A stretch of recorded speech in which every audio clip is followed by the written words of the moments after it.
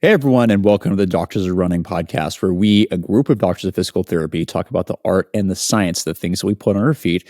Today, it is Dr. Andrea Myers and myself. And as always, we're going to have one of our classic episodes where we argue about discuss a shoe that is doing very different things for us. So, Andrea, how you doing?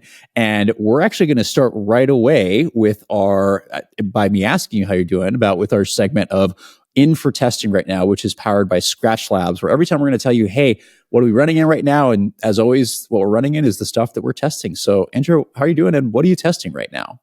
Good. I had a good track workout this morning, last track workout before my last 800 of the season on Friday. So legs a little tired, glad to be sitting down, as I'm sure you are after your long run. I've gotten so many shoes in for testing in the past couple weeks, but I'm not running like 60-mile weeks anymore, so I kind of have to approach them a little more methodically. So last week I got miles on the Hoka Rocket X 3 and the Ultra Taurin 8. So we're going to be talking most of the episode about the Rocket X3 and our disagreements on it. So I'll save that for later, but I can talk about the Taurin. So I didn't like the Taurin 7 because Ultra had really snugged down the toe box. And whereas most Ultras, I've really loved how wide and roomy the toe box is, I actually found the toe box of Taurin 7 too snug, like it actually hurt my toes. So I am thrilled that they fixed that in version 8. I've got one 6-mile easy run on this shoe. While I like the fit, it's very stiff. Like I can bend it, but when I run, it doesn't feel like the forefoot bends much. And I'm just not increasingly a big fan of zero drop, higher stack, inflexible shoes. I just feel like it doesn't let my foot move at all to help me run. Like if you're going to run in a zero drop shoe, you've got to use your ankle and foot more. But if your foot is locked up because of a stiff platform, it just feels very unnatural for me.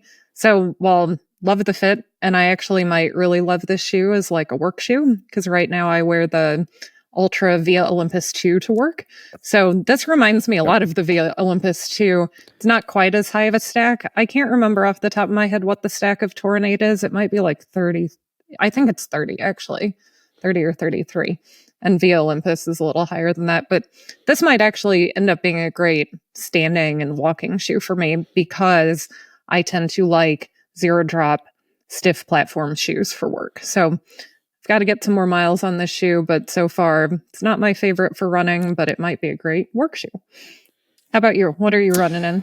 I've got a good number of stuff right now. I'll start with obviously we're going to talk about the Rocket X3 in just a second, which I am absolutely loving. And it might be, I'm going to say this right now, it might be my racing shoe of the year, but we'll have to get an actual race on it and hopefully in a week or so and see what happens. And hopefully the outsole will stay on. So we'll find out how that goes, as opposed to version 2 that for those on YouTube can see what I did to it. And that's not even 100 miles. So we'll see, but I'm liking it so far. So that's been my primary shoe for getting workouts in right now. Lots of trainers in right now. We just put up, or not, by the time this video comes out, that this review will be out for a little bit, but the Nike Structure 26, doing a good number of miles in there, much more stable than the prior version. Not quite, doesn't turn over as quick, same weight. But definitely another shoe, kind of the way you were talking about, where it is heavier. It's a little stiffer and clunkier in the rear foot and midfoot, and I'm running in it. It's fine because it is more stable, but it works very well, just like you were talking about with the Ultra Taurin, as a walking, standing shoe. Like when I'm at clinic or when I'm at, doing like out for about, like it's just really stable. Whereas the previous versions didn't feel as good for like that versatility of like being able to do walking, standing in it. This one does that. I think it's just because, like you said, it's more stiff, right? Midfoot and rear foot are much more stiff. They widen the platform. So I would love for this to be lighter, but I'm holding my hopes for the Structure Plus, and maybe, I don't know what the Structure Premium is going to be like, but Structure Plus is what I'm most excited about. And this gives me hope, but at least more versatile, I think, in that way. The other shoe from Nike, which has very much surprised me, speaking of pluses, has been the Vomero Plus. And I was almost positive I was going to hate this because I have not done well with the Invincible. I don't remember what I was writing about last night, but I wrote something along the lines of like, oh no, I was responding to somebody who had asked me about a couple shoes, and I was responding going, I couldn't run in any of the Invincibles. Like Andrea was the one who had to review those because I literally couldn't get my foot would go numb immediately, and I hated them. This one has been so much better. I'm so nervous. It's not as mushy as those. There's more room in the upper, but it still stays locked down really, really well. And the midsole is just balanced so well. And the other part that's really nice is that the higher drop, there's not a lot of high drop shoes anymore, and it rolls nicely. My Achilles is a little flared up. This has been a really awesome shoe for that, where I can load that heel. It's still high enough drop. Even though when it compresses, it's been a great way to unload my Achilles tendon to get some miles in while I kind of get that to calm down as I've been rehabbing it. And so as part of the process of any rehab, sometimes you have little flare-ups during the rehab process, and you don't freak out. You just move around it, do what you need to, but it's not a stability shoe, but it is far more stable than I expected. I'm really enjoying it. Actually, I didn't think I was going to do this. I got all my testing miles. I thought I was going to have to bail on this shoe, but that's awesome. yeah, got about 30 miles now. So we're ready to go. So that's that one. And then I don't know if I'm going to contribute to the review, but I have the On Cloud Surfer Max. And while I appreciate that this shoe is more stable because the sidewalls are much larger, or as Evan Day would tell me from Brooks, the top line is much, much better. You sit in the sole. This shoe is so firm. On. We love you guys, but like, I don't know why you're advertising this as a super soft experience. It is so firm. It might be one of the firmest shoes of the stack height. And yeah, so not surprisingly, every time I run in it, it's very rockered. I'll give them that. But when you have a highly rockered, firm shoe, it bugs my knee because you're shifting forces away from the foot and ankle and going up to the knee. And if it's firmer, yeah, you have to shock absorb a little bit more. So not surprising, I'm like, oh, my knee aches after every time I run in this shoe. And as soon as I run anything else, it's gone. Like, oh. So we'll have that review out by the time this comes out. I don't know if I'm going to contribute to it though, because it is bugging me and I haven't finished testing miles in it. I have both of those shoes, the Cloud Surfer Max and the Vomero Plus. I haven't gotten to put miles on them yet. My initial thought, just walking around Vomero Plus, the fit feels better for me than the Vomero. It's a little roomier. And it did.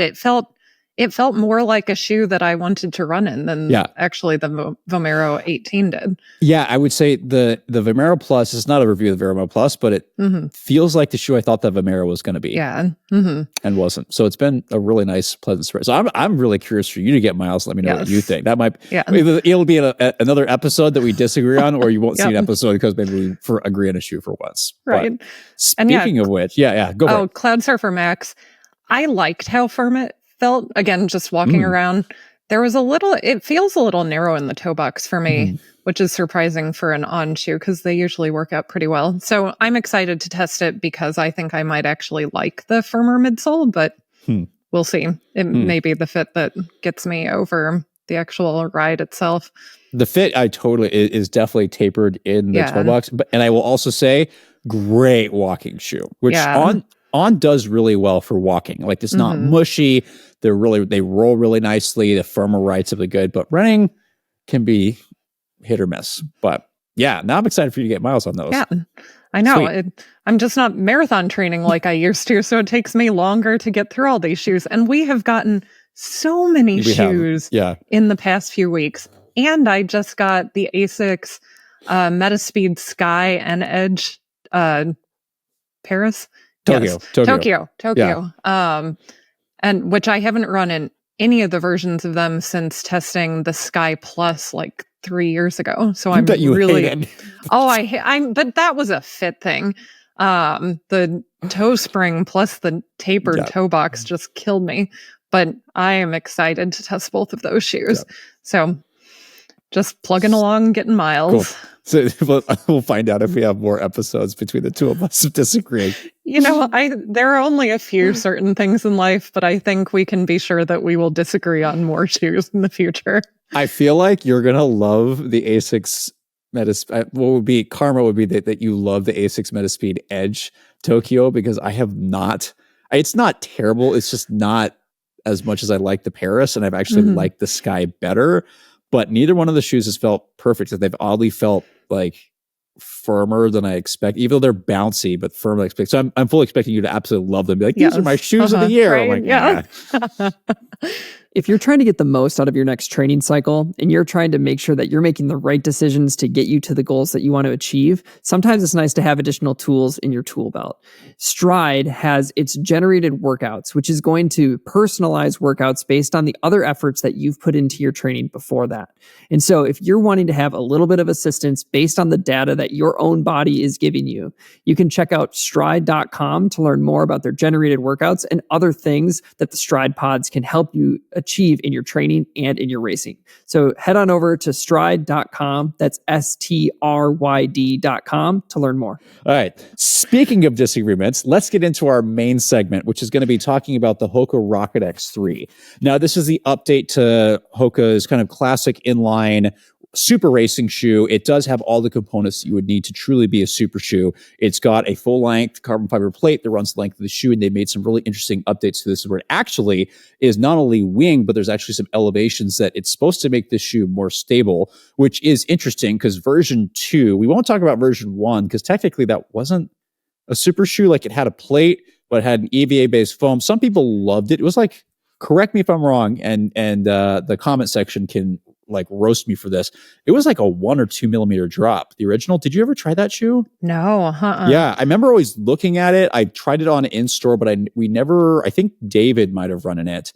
I don't remember reviewing it. I think, and it just had this super low drop, carbon plate, but really firm midsole because it's EVA. And finally, version 2, which I have here for the list for the viewers, was the first time I was like, oh, it was Hoka's first true super shoe.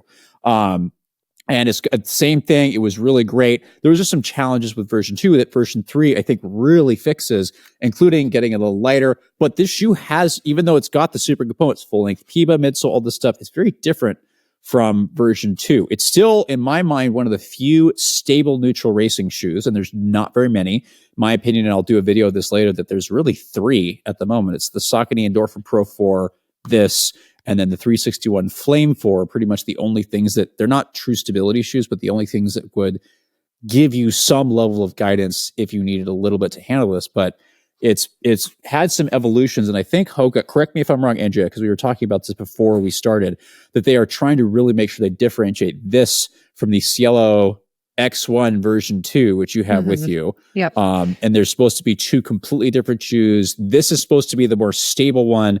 The Cielo is supposed to be the more aggressive, like faster one. But as always, because I'm loving this because it's so stable and it works really well for my mechanics, Andrew, you're having a very different experience. So why don't we start with you and go, hey, initial impressions, kind of what do you like? What's not working for you? And then let's talk about that biomechanically, and we'll compare like why this doesn't work for you, what things that people who have some mechanics for you need to pay attention to versus someone like me. If people are like me, what things are working and what can you pay attention to? What can you look for? So what do you think? Definitely. So first, I think in like our little DOR group text, I said, I can't believe that I like this many Hoka shoes. And that was after my first run in the shoe where I just ran easy. I've got to say, I really like the fit. Again, not a lot of Hokas have worked well for me, mostly because of the sidewalls. They tend to give me blisters like on the inside of my big toe. So both Cielo X1s, version 1 and 2.0 have fit me super comfortably. The Skyward X didn't bother me, but pretty much any other Hoka, the sidewalls just kill the inside of my foot. So the fit of Rocket X3 has really been quite comfortable. I have zero complaints about, I don't feel any sidewalls at all in there, even though they are there. There's plenty of width in the toe box, no discomfort there, super easy to lock the shoe down, no issues with, there's, a fair amount of padding back here, but again, I didn't really notice it. So from a fit perspective, this is a super comfortable shoe for me. I've gotten 20 miles on this shoe in the past week. I did, a 6 mile easy run with some pickups. And then I did a workout where I did it was a progression run from like half marathon pace down to 5K pace. And then I did like an 8 mile steady run, like a little slower than marathon pace. And after both of the workouts, I had a lot of pain in my anterior lateral ankle and in my posterior tibialis on both sides. And I'm like, okay, this is definitely a stable shoe, and this is why I'm having this issue. because of course this shoe is designed to keep you from rolling in as quickly. And shoes like that just don't work well for me. So I, particularly on my 8-mile long run, I could just feel that I wasn't really getting onto my first metatarsal when I pushed off. Like I was still weight bearing a little too far laterally. And of course, when you do that, that's going to overwork your posterior tibialis tendon, and it's going to load the front outside of your ankle more. Hence the pain that I've been having this week. So while I really love how the shoe fits, and I actually really love how the midsole feels, like I like the PIBA, it's a dual layer PIBA midsole. That's what I know they it say says that. Yes. I feel like there's something different about Yeah. one of the layers. So I'm like, are we sure? And we, for the listeners and viewers, when companies say something's PIBA or something's TPU or what, it doesn't really tell us anything. No. There's so many blends, but there's something special about this midsole, and I don't know what it is. We have no information, but just Andrea, I'm glad you said that because I want to reiterate that too. And I would say it feel the PIBA in Rocket X3 feels different than either of the Cielo X ones. Absolutely, it feels stiffer. It is possibly bouncier. I mean, Cielo X1 version 1 and version 2 are both very bouncy, but Rocket X3 is really both firm and bouncy, and that combined with its stability is why my ankles have been hurting this week. But the midsole is really nice. And I think this shoe is going to work really well for a lot of people who need some medial guidance. If you have mechanics like me, Rocket X3 is not going to be a shoe for you for sure. Right. And that makes total sense in terms of and so the easy run felt fine, correct? It was the workouts when you're actually starting to move faster where things change. Why do you think that was? That an easy run felt good, but maybe not when you picked up the pace? Well, of course, when you're running faster, you're hitting the ground harder. So you're having more force through all of your joints. So I suspect that it just wasn't enough force on my easy run to really bother my ankle joint itself or to bother my posterior tibialis enough. Got it. It is interesting to me that we have the opposite thing, but can have a similar irritation where if I don't have it, and we've talked about this before, the Fast R3, I fully, and I know you love that shoe. I respect the shoe. I can't run in that thing without my post tib getting annoyed just because there's literally no medial midfoot and I roll off the side, and that excessive excursion and the excessive eccentric load that I go through really, really irritates my post tib. For you, it sounds like it's not necessarily the eccentric component, the fact that your post tib is working harder because you're getting driven off the lateral aspect of your forefoot rather than being able to get that first toe off and pivot off there, which again, you can have an irritation in one place and have completely different reasons for why that is happening. And that's why a lot of people go, why are if the issue is coming from the forefoot, they're like, why, if I have a post-tib problem, are we working on my peroneus longus, which really helps get that first toe down? It's like, because if we don't get that moving and balance out which muscles are getting loaded, you're going to keep having the same, you can condition your post-tib, that's fine, but excessive loading over time, it's still going to overload that. So you want to try to balance out forces, rehab the tendon, but also still balance stuff out so that forces are evenly distributed because your body's meant to work together, not have one thing do more. Of course. That makes total sense. Yeah. And so for me, basically my posterior tibialis is functioning as a plantar flexor, helping me push off, whereas it's not really supposed to work that hard because you're not in that much inversion at push off. But because of the stability features of Rocket X3, it's keeping me in inversion longer. Right. And when I push off, my posterior tib is more activated than it should be concentrically. Right. That's why it's, nobody has to be perfectly in the middle, and trying to achieve that really isn't realistic. But it's true that if you are more inverted or everted, that it changes what muscles work. If you are severely inverted, your post tib is going to be working a lot more like a primary plantar flexor instead of a secondary plantar flexor assisting the gastroc soleus, because the gastroc and the soleus muscles are supposed to be your primary plantar flexors. They have the muscle mass and the force and the lever arms to do so. But if you start changing and rotating and changing the frontal plane aspect. Like for me, if I am a little bit too everted, then of course my peroneal muscles, or I should call them fibular muscles, because peroneal, as we get made fun of by all the anatomy people, is like 10-20 years ago. We're supposed to be saying fibular muscles.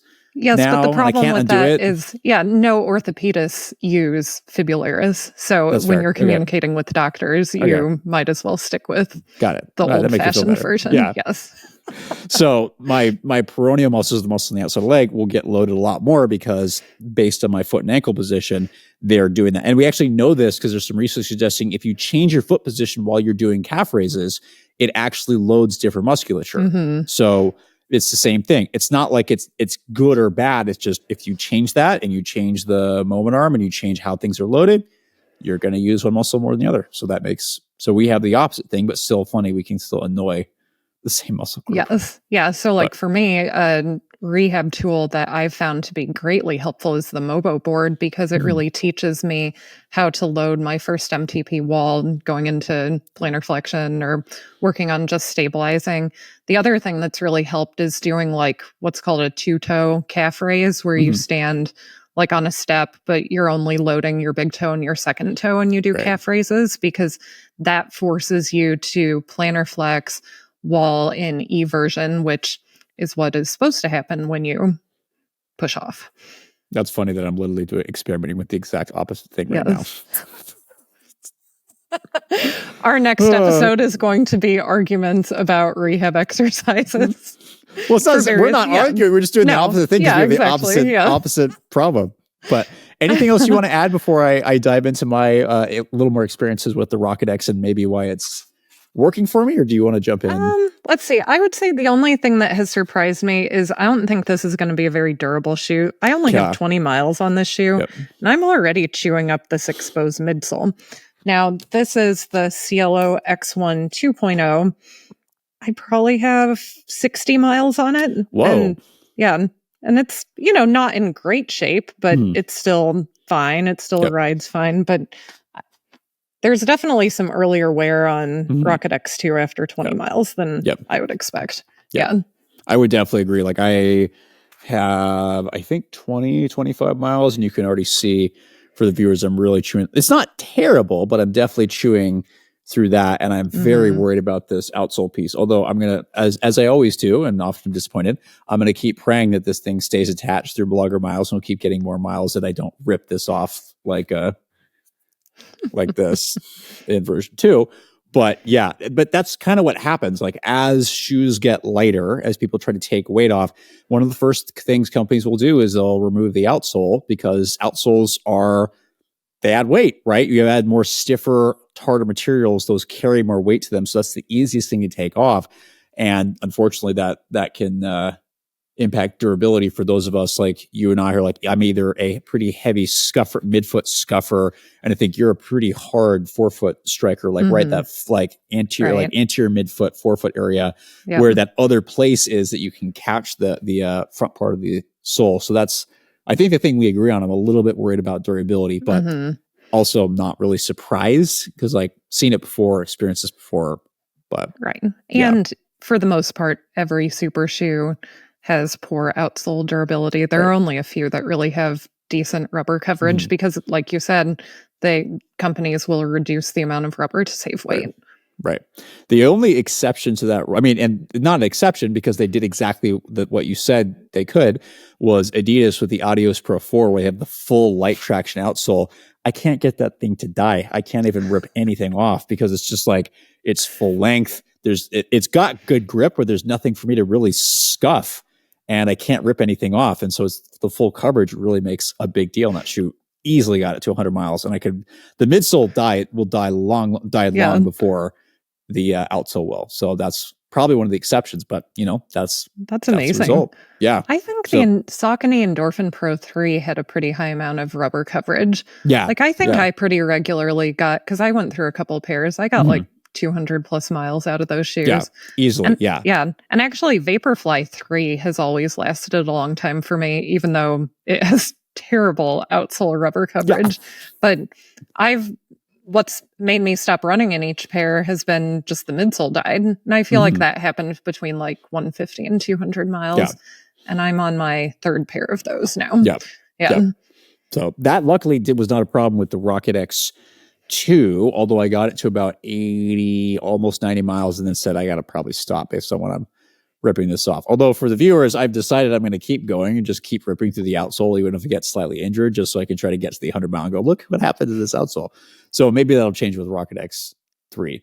Yeah. But that's a whole different conversation. Where are we going with this?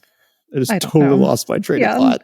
Gosh. I think now it's time for you to tell your experience in Rocket X3. So I was actually very nervous about this shoe because when I first saw it, I was like, oh man, it looks more snug. It almost looked like they narrowed the midsole out just a little bit, but then that was all alleviated when I actually got my hands on it, was looking at it going, okay, it's got all the things that I was hoping for a shoe that, because I didn't know if we were going to lose a stable, one of the rare stable neutral racing shoes, but it has all the things I was hoping for. For the viewers that are seeing this on YouTube, it's got a wider midfoot. The midfoot doesn't narrow. It's got this kind of central groove, which a lot of companies have been doing. And actually Hoka did this with the Cielo X 1 version 2, actually, if you hold that one up, where they had this huge medial cutout, which I'm not a huge fan of just because it creates a lot of bias. Although, Andrew, you might disagree for your mechanics. It might be different. For somebody looking for something stable, it's always nice to have this central groove, because if you take midsole material out, it's going to save weight. I don't like it on the lateral or medial side because I feel like that starts to bias people in one direction. I prefer it down the middle like this, because then you're likely to go through the path of least resistance. Material, more resistance, you're more likely to stay in the middle, and the increased width is inherently more stable. So that was the first part going, oh, thank goodness. Okay, this is probably going to work better for me because I know that kind of design works. I will also say there is a better heel bevel, and this wasn't too much of an issue, but it is still a bevel laterally, which is great, makes rear foot transitions awesome. And then the other pieces is that the sidewalls are still pretty significant on both sides, both the lateral and medial sides. And the last piece is knowing that they actually took the plate, flared it a little bit with they call it wings. And it actually, if you see on this side slightly, actually comes up a little bit. Some people that can irritate because you collapse into it and you'll hit the plate and it feels like it's kind of pinching into your foot. So just be aware if you try this, that's what you're experiencing. It's because it actually comes up a little bit. You might be compressing the midsole enough to actually hit that. That's not comfortable. It happens. But it also creates additional rigidity and a little bit more resistance to motion, which for me, I really, really need, because I just need to have something that keeps me centered. It doesn't feel like a stability shoe. It doesn't feel like there's a medial post, but I know this feels better because I can get this through a 10-mile run and go, oh, like I don't feel horrible, versus a lot of super shoes that aren't stable. I'll hit that 8 to 10 miles and go, I don't feel good. My ankles getting exhausted, my post hips irritated, my hip might be fatiguing a little bit. This one, I didn't get that because I'm kept really nicely in the middle, but I 100% agree with you actually with the midsole and the upper. The upper is more snug, but it doesn't have that weird thing with version 2 where the version 2 felt like it fit short. And I broke it in, and I also broke not my nails, but I definitely got some blood blisters on my nails, dealing with that. This one fits true to size. The upper issue is not a thing. It's more snug, but the upper definitely stretches a little bit more, and it's way more breathable than the last version. So upper is great, really nicely secure. Heel is rounded, so people with the Haglund deformities, it actually didn't bother me at all, which is awesome, despite there being some stiffness.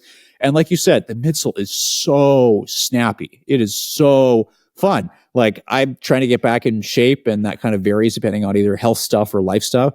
And I was cranking back down during a fartlek into 520, 510 pace, pushing a stroller, which I'm like, oh, this is good. This is special. So yeah, I really enjoyed it. Definitely going to be a shoe I'm going to use for 5K, 10K.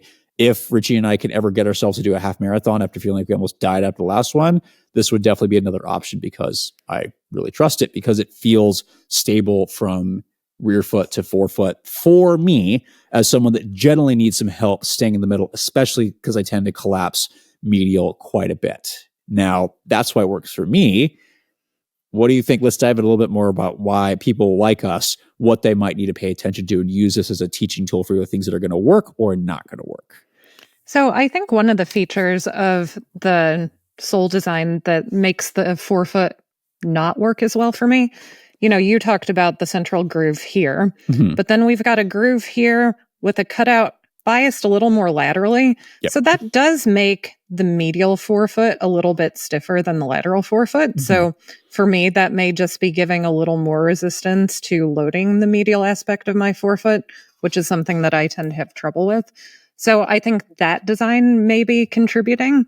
I think also just the fact that there is no cutout here the way that Cielo X1 2.0 has.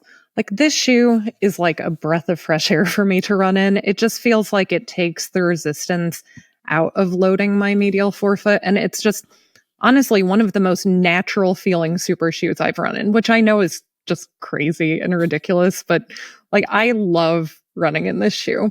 It was my top super shoe of the year until I got Faster 3, which is absolutely my favorite super shoe. I haven't done a race this year longer than a mile, but I'm going to do a 5K in a couple weeks, and this is definitely going to be my race shoe. And again, it's just such an aggressive design, but it works for me because it takes that resistance out of getting onto my first MTP. Wait, Yes. can you hold up? So I know, I apologize to the listeners; they're not going to be able to see this. But could you hold the Rocket X3 or Rocket X3 and the Faster 3 up, just an example? Because I feel like the Cielo, there's a contrast, but like, it's hard to contrast anything as hard as you're going to see with the Faster 3. Because could you give people a little bit more like explanation, going, okay, here's why we think that this is helping you load your first MTP joint so much better. And then I'll talk about how that's kind of the opposite for me as someone who actually has a slightly elevated first MTP joint, and I collapse like crazy over the medial side. Right. And so here's the Faster on the right. Of course, the forefoot and rear foot of the shoe are completely separated. So for me, I basically land here. Yeah. Like, I don't interact with the back part of the shoe at all. It's only dirty from me walking in it. So for me, I land here. It's got a really sharp rocker, and I really love the extended plate, because what I feel like it does for me is, like, I can land here, I really get onto my first MTP, but the extended plate just makes the forefoot feel stiffer than any other super shoe I've run in. And it just makes push-off feel that much snappier for me. And you know how we've all experienced it with at least one super shoe. Like, there are some super shoes that you're just significantly faster in. And I've been chasing that feeling that I had in the original Alpha Fly. Like, I've been looking for my Alpha Fly replacement. None of the, Alpha Fly 2, 3, none of them felt the same as the original one, where like, I could just consistently expect that my race pace be like 10 to 15 seconds faster per mile than if I was running in like just an everyday super shoe, right? And Faster feels that way for me. And Cielo X1 2.0 feels that way for me. And I think it's because of how aggressive they have designed the midsole, particularly the cutouts, that just make it so much easier for me to get onto my first MTP at push-off. And I think the reason I like Faster better than Cielo X1 2.0 is, one, Faster is a lot lighter. It's sub 6 ounces, I believe. I believe it's sub 6 ounces, which was insane for it's really a shoe tailored for marathons. Yeah. It is crazy light. But it feels very light on foot, but it feels faster to me than Cielo X1. Like, comparing the two, Cielo X1 2.0 feels just a little softer and a little less aggressive. I still love it. Like, whenever I can, I'll try to do one of my progression runs in it. But Faster is without question like my favorite racing shoe for longer than a mile of the year. I just haven't done one yet. But I'll get back to you guys in a couple weeks when I get the one done in August. Sweet. Yeah. You might have to get a 100-mile review of the Cielo X1 version 2 and get a race review of the Fastar 3 going up. So that makes total sense. And I totally respect that. And I know that makes sense, especially the Fastar 3 is like, you've got your landing place. This is really nice pad right there, an extension for you to land on and then roll right through the forefoot. What's probably troubling is, what's the shoe am I thinking about? I would bet money you would not do well with a lot of the Adidas shoes because the way that their forefoots are designed is exactly the opposite, where it's actually the forefoot rocker is beveled so you go this direction, which works really well for me because I'm the opposite of Andrew. Even though our landing place isn't that different, I'm either a heel striker or I'm landing at that middle midfoot.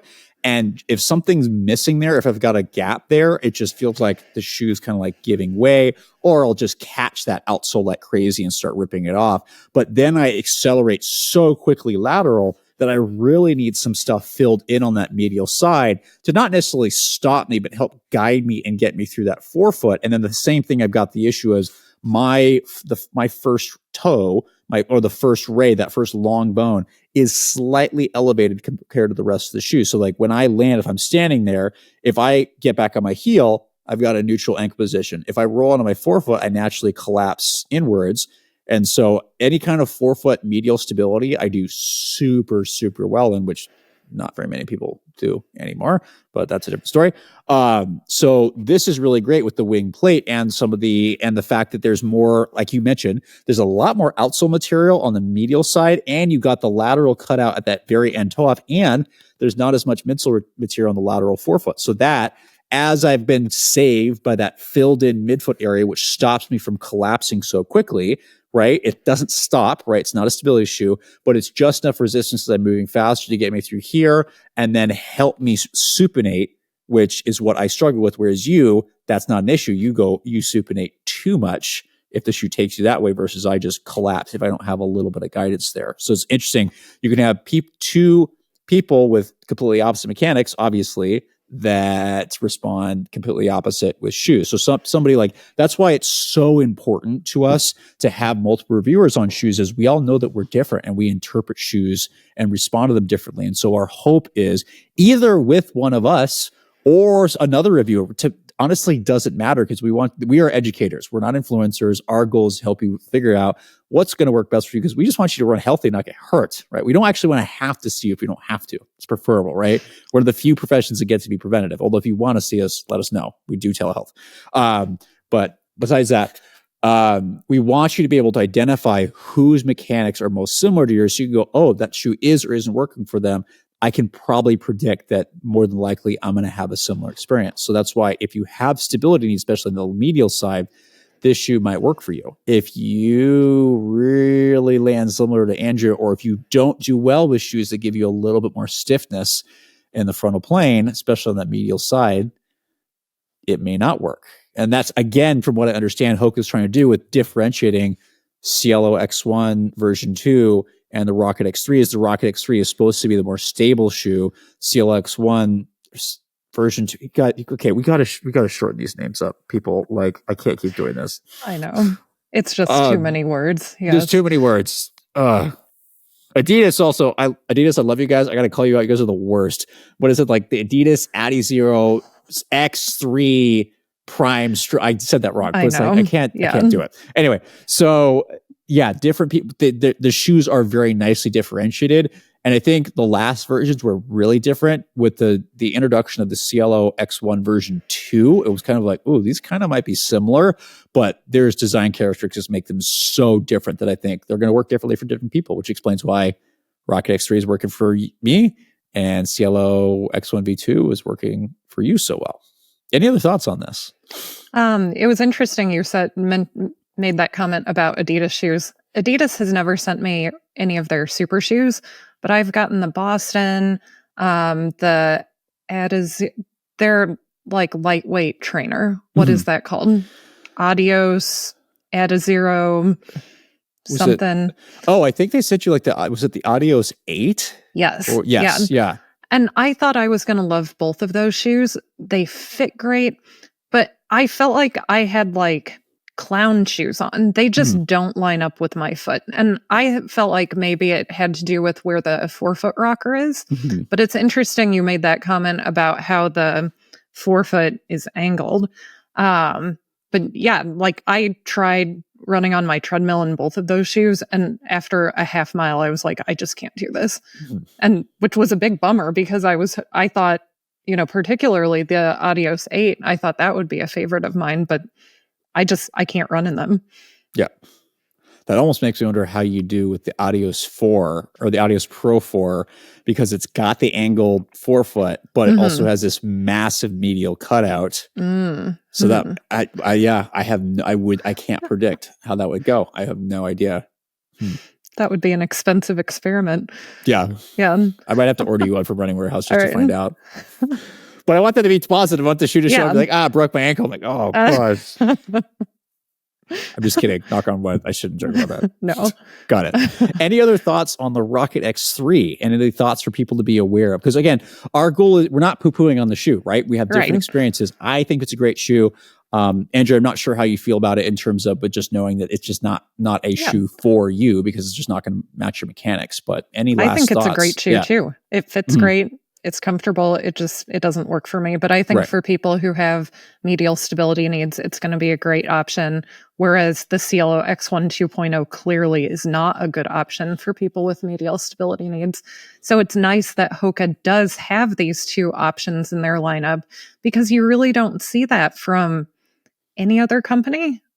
Does any other company have like I'm trying to think. A lineup that's differentiated like that? I don't think so. No, certainly not from a stable category. There's ones where it's like one is supposed to be the more aggressive marathon shoe, and one is more the like, hey, you can do a little bit more in this. Like Saucony has the Endorphin Elite 2 versus the Saucony Endorphin Pro 4, and I would say the Pro 4 is the more friendly is not the right word because it's still stiff and it's definitely a super shoe, but it's the one that I think more people are going to be able to handle. Compared to the Endorphin Elite 2 that's an aggressive soft shoe. Like that thing is not stable. And I think it's more tuned to people who like that or really, really, really elite runners.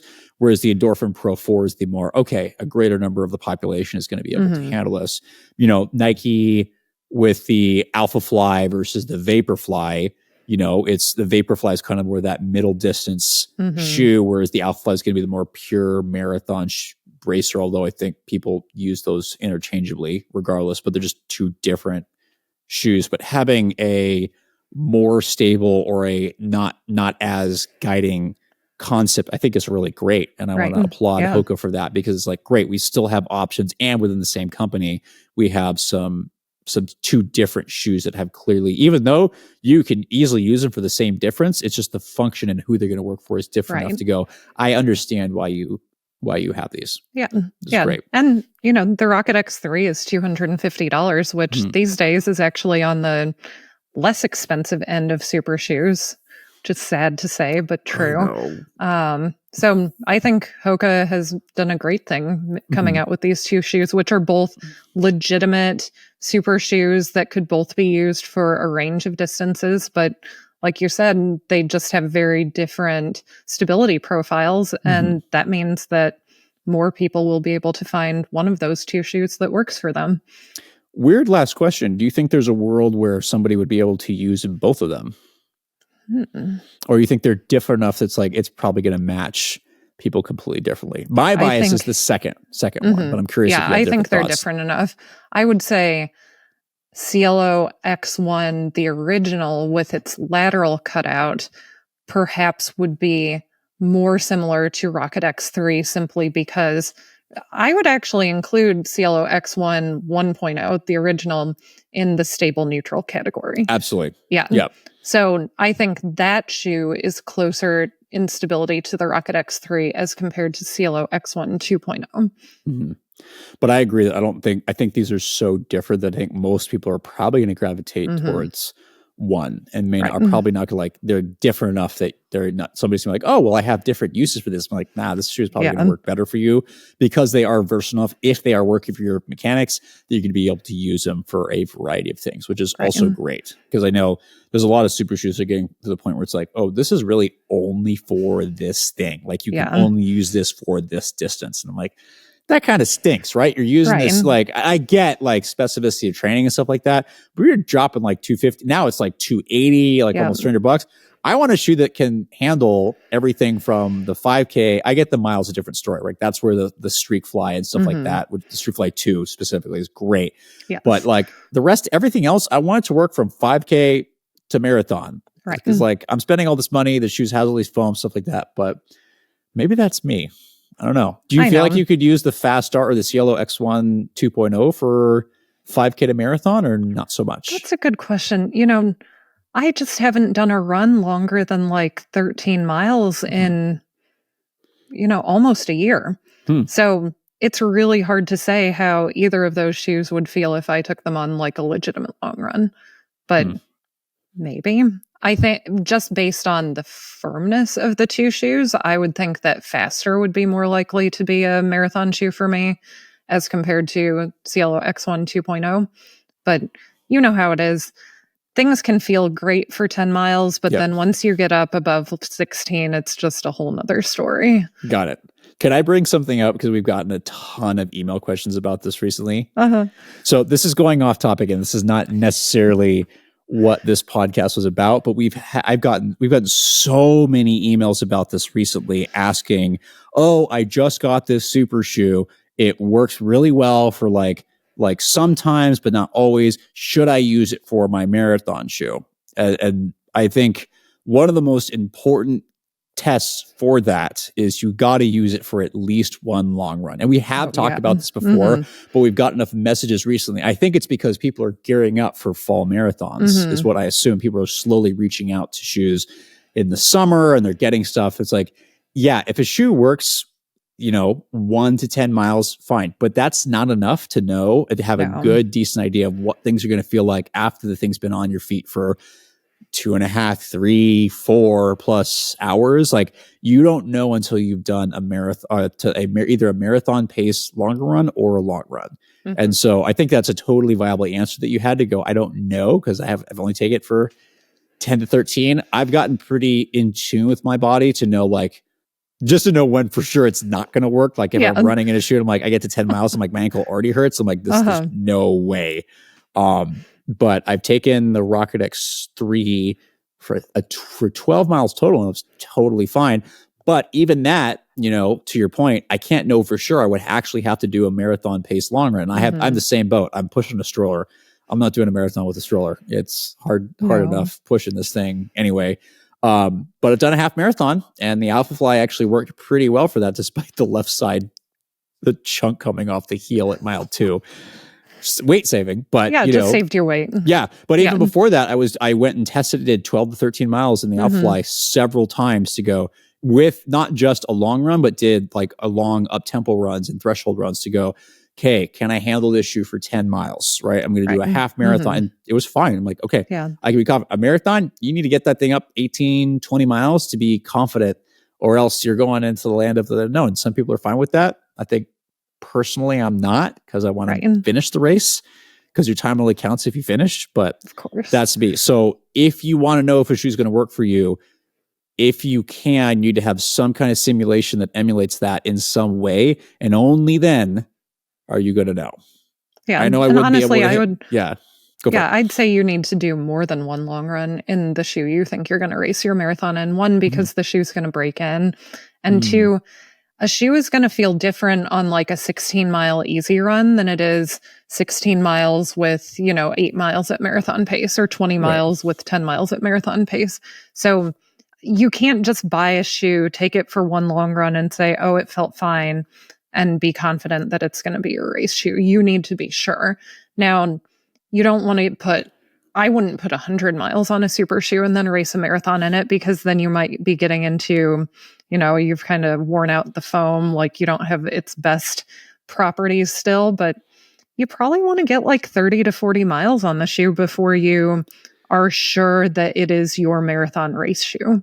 That actually answers the question I was about to ask you, and I'm still going to ask you, because that's the other thing that we get asked is, hey, the reason people are asking this question is like, one of them was asking about the Fast Star 3, actually going, I don't want to put too many miles in this because I'm afraid the foam's going to wear out, and I want to save it, keep it as fresh as possible. How would you respond to that comment? Every shoe is going to be different, and it's going to be different for each individual, right?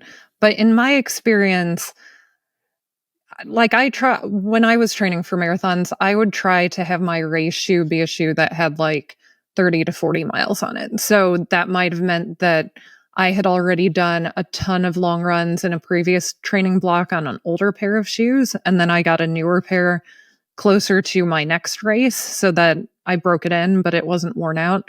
But for me, it seems to be like pretty consistent. Like that sweet spot around like 50 miles is where I want to have the shoe be before I race in it. Any more than that, you might be starting to get some foam degradation, or the outsole might have worn out enough that it's affecting, how the shoe rides. So, but, I weigh a certain amount, I run a certain way. The way that I wear out shoes is going to be different than the way you wear out shoes or another person wears out shoes. So you kind of have to, if you're a more experienced runner, if you've run a marathon before, you might have an idea of like, oh yeah, that shoe I did the New York Marathon in last year, it really felt like it started to lose its bounce at 70 miles, or after 30 miles, it started feeling dead. Well, then that might just be like how you wear out shoes based on the forces you put into the shoe. And that might guide you in your next training block for how many miles you get on your potential race shoe next time. I think, yes. But I think it is important that because one of the things that I've talked about before is that the shoe, you have to break the shoe in, but you also have to break your own body into the shoe. Mm-hmm. It's a two-way street where a shoe adapts to you and you have to adapt to it. And that doesn't happen overnight. And it definitely, doesn't happen with maybe if you know your body really well, you have a lot of experience, you might be able to do it with one long run, but I think most people need a little bit more. But for those that are experienced and know what they're doing and are really, really paying attention, I think at least one long run is the minimum that needs to happen, but optimally you would do more. Because again, definitely what I said earlier is you don't get bonus points for running the race fast and not finishing. You get the credit when you finish the race. So you want to make sure you're able to finish when you're talking that distance. Yeah. Like a good example of that, when I was going to do the Osaka Marathon before I got COVID 2 weeks out, Mizuno had given me a pair of the Wave Rebellion Pro 3 that I trained in, all winter. But then they told me that we were going to get a new special red colorway for the race, and we could either get it in Japan or they could send it to us ahead of time. And I was like, please send it to me ahead of time because I want to break it in before I actually race in it. I can't imagine. And I know people do this. Yeah. Like I know pros do this. Like I was reading Des Linden's book, and when she won Boston, I think the shoe she won in, she had only gotten a few days prior. Oh, gosh. Yeah, that's crazy. But even if it's the same shoe, just a new pair that I've been running in, I would still want to break it in before actually doing a race in it. Now, would I do that for a 5K?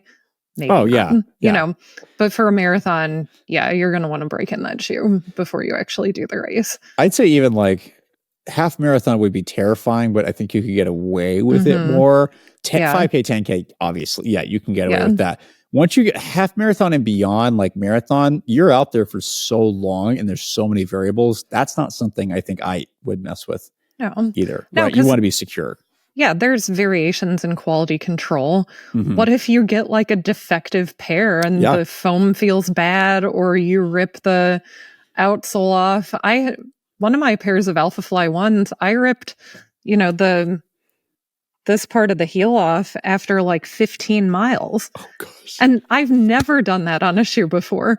And I was in the middle of a workout, so I just ripped it off all the way and kept doing my workout.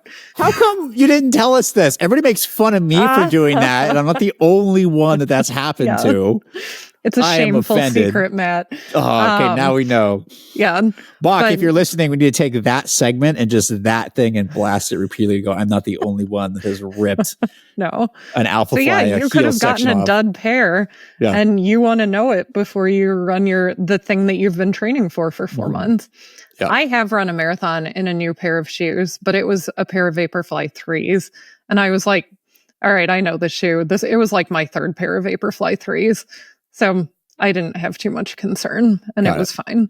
Got it. But in general, break them in. Yeah. To wrap this up, I've done another episode talking about the variation, like kind of like not secrets of the footwear industry, but kind of.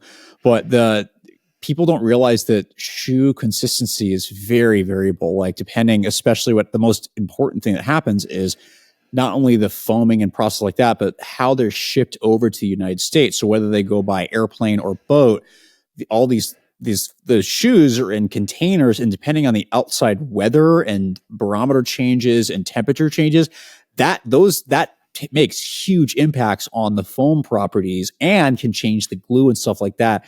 So you have no idea what you're going to get. So taking a shoe out of the box and using it for like a long race is very much a gamble, because you don't know what the weather, unless you can track exactly where the shoe was and you can track the weather system and you're smart enough to, most of us, I don't know how to do that, but there's differences in quality control, not with what happens in the factory, which there are those, but the most significant ones happen as they're during transfer and travel.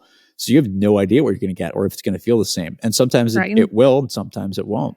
Yeah, so, one thing I would add to that before we wrap up, I think particularly the first year of the pandemic, when factories in Asia closed and they had to find new places to manufacture things.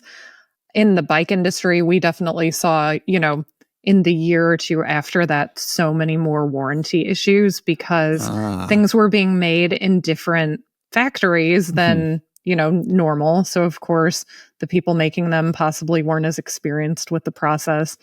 So in the running shoe industry, I'm sure that was the same way. And think about how many, what was it, where all of the container ships got backed up in the ports in California. Oh, yeah, because they closed the ports down. Yeah. They're just sitting there in the heat. Yeah. Of course. Yeah. So hopefully, something like that never happens again. But you do have these very weird things that occur that can affect the quality of the product you're buying. Yeah.